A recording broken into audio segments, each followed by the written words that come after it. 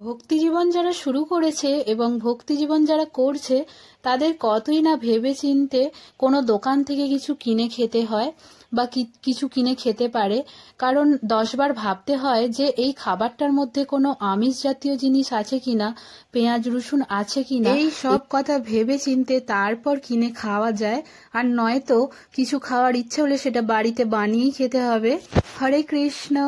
কেন এই কথাগুলো আজ বলছি সেটা তোমাদের সাথে অবশ্যই আমি শেয়ার করব। দেখো, ব্রহ্ম মুহূর্তে আমি মঙ্গল আরতির জন্য গোপালকে শয়ন থেকে তুলে একটু জল দিয়ে দিলাম আর ভোগ লাগিয়ে আরতি কমপ্লিট করলাম।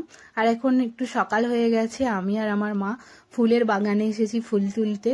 এই সব গাছ কিন্তু আমার মা আর আমি দুজন মিলে অনেক ভালোবাসার সঙ্গে ভগবানের কৃপা এখানে লাগিয়েছি। আর ভগবানের কৃপায় দেখো কত কত ফুল হচ্ছে, আর এগুলোই ভগবানকে নিবেদন করব। গাছের ফুলগুলো যেই হাত দিচ্ছি হাতগুলো যেন বরফের মতো জমে যাচ্ছে, এত ঠান্ডা। আর পাতাগুলোতে তো কত কুয়াশা জমেছে দেখো তোমরা। আর আমি এখন তুলসী গাছের কাছে চলে এসেছি। এই তুলসী মঞ্জুরিগুলো কত বড় হয়ে গেছে, এগুলো আজকে ভাবলাম কেটে ফেলে দেব। তাতে কি হয়, তুলসী মহারানী খুব হাসি খুশি থাকে এবং সতেজ থাকে। কম বেশি সবার বাড়িতেই তুলসী গাছ কিন্তু আছে। তো যাদের বাড়িতে এই ধরনের তুলসী গাছের মঞ্জুরি এসে যাচ্ছে তারা কিন্তু অবশ্যই সেই মঞ্জুরিগুলো কেটে ফেলার চেষ্টা করবে। আর কেটে ফেললে কি হয়, তুলসী মহারানী হাসি খুশি থাকে এবং সতেজ থাকবে। বেশি দিন ধরে তুলসী মহারানীকে বাঁচিয়ে রাখার জন্য অবশ্যই কিন্তু এই মঞ্জুরিগুলো টাইমে টাইমে কেটে দেয়া খুবই দরকার। আর তুলসী মঞ্জুরিগুলো কেটে ফেলে দেওয়ার কোনো দরকার নেই, সেগুলো কিন্তু আমরা ভগবানকে নিবেদন করতে পারি ঠিক এইভাবে চন্দনে লাগিয়ে। আর এখন আমি তুলসী পত্রগুলো চন্দনে লাগিয়ে ভগবানের চরণে দিয়ে দিচ্ছিলাম। আর আমিও অনেকগুলো আজকে তুলসী মঞ্জুরি কেটে নিয়েছিলাম, তো সেগুলোই আজকে ভগবানকে অর্পণ করছিলাম।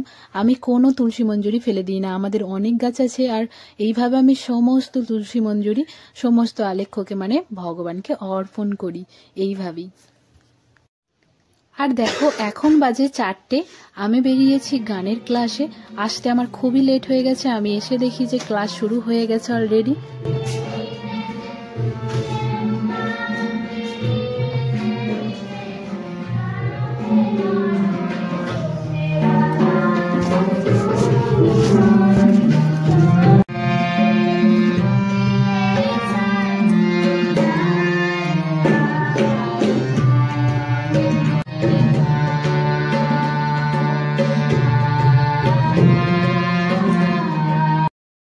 আজকে তো মজাই মজা।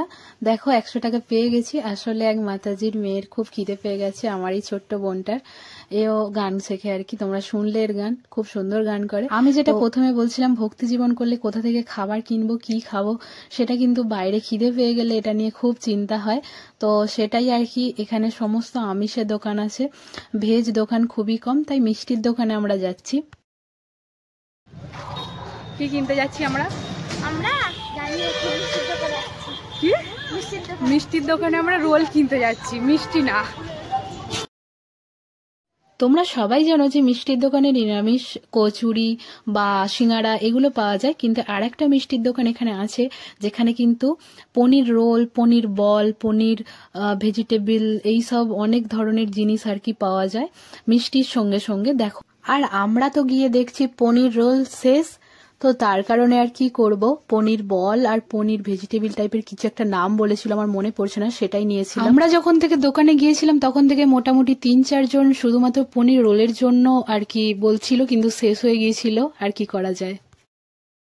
আমাদের খাবারটা গরম করে দিচ্ছিল আর আমরা এখানে দাঁড়িয়ে দাঁড়িয়ে একটু কি করছিলাম, নাটক।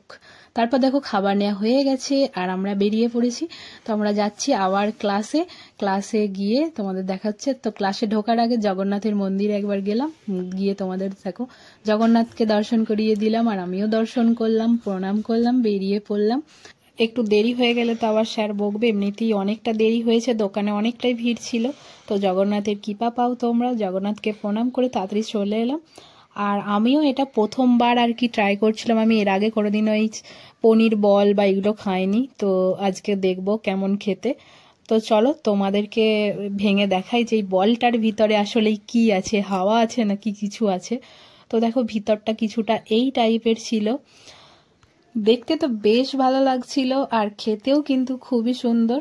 আর খাওয়া দাওয়া করে নেওয়ার পর আমাদের স্যার আমায় কাজ দিয়ে দিল, আর তারপর বাড়ির জন্য বেরিয়ে পড়লাম। হরে কৃষ্ণ।